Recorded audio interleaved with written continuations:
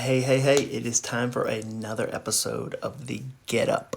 This is, wow, this is actually episode 6. If I record 3 more, I will have lapped my old podcast that only had 8 episodes. Only 8? That's ridiculous. Although I might be bringing it back though, so stay tuned. Might be doing another podcast. Okay, so what's the Get Up? It's a slingshot. It's the chance to pull back with encouragement, motivation, and inspiration to launch you into the rest of your day. Some days that means tips about working from home. Who can forget the episode where I taught you the magical power of pants? Man, that was a great one. Pants, huh? Who knew? Pants. On other days, I'll share hyper practical ways to reframe the challenges you'll face when you set out to accomplish big goals. I've been writing books about goal setting and goal accomplishing for the last 10 years. Some of you have read some of them, books like Finish and Do Over. And I'm just want to encourage you during kind of a challenging season. If you miss an episode, you can rewatch all of them on my YouTube channel. Just look up John Acuff. Today's episode is called What I Said to Katy Perry. No, that's not what it's called, but it is about that to a degree. It is about an interaction I had with Katy Perry that was brief. But no, today's episode is called How to Learn from Mentors You Never Meet. How to learn from mentors you never meet.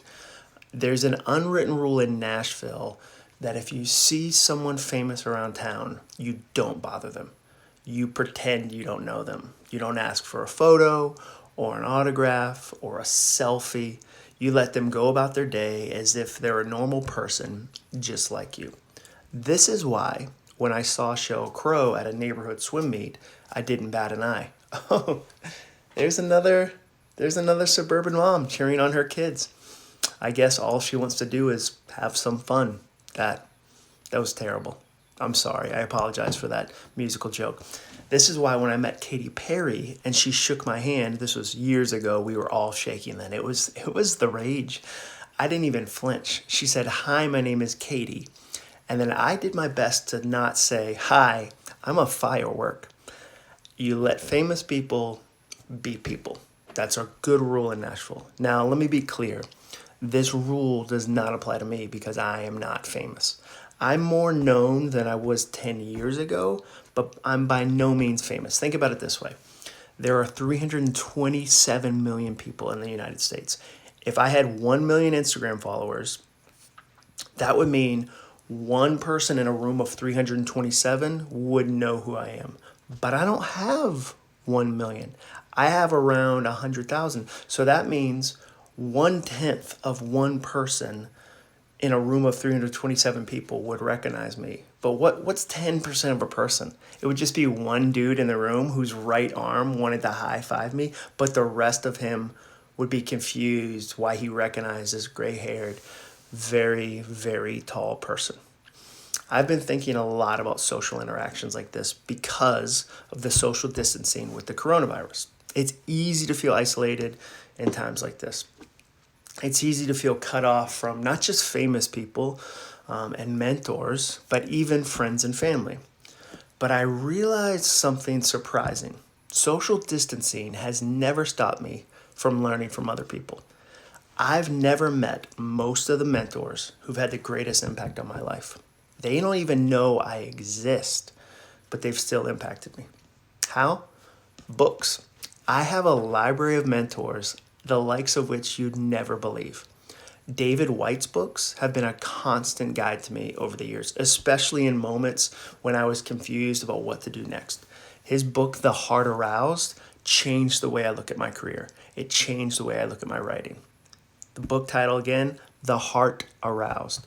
I might never meet Anne Lamott, but that hasn't stopped Bird by Bird from mentoring me for years.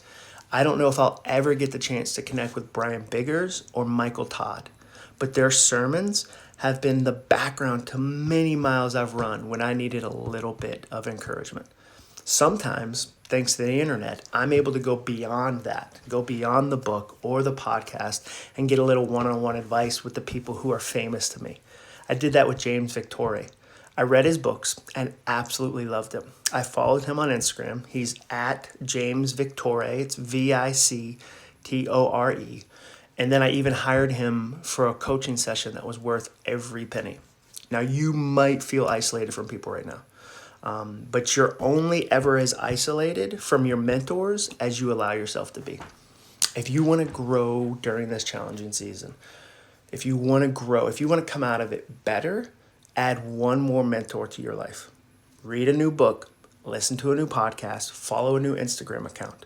That's not just content. Those are mentors waiting to teach you, waiting to inspire you, waiting to say to you, baby, you're a firework. I'm sorry, I couldn't help myself. I had to bring it back to the Katy Perry interaction full circle. That's what we call a callback in the comedy business. I hope you have a great rest of your day. This was episode 6 of the Get Up. Thanks for sharing it with friends.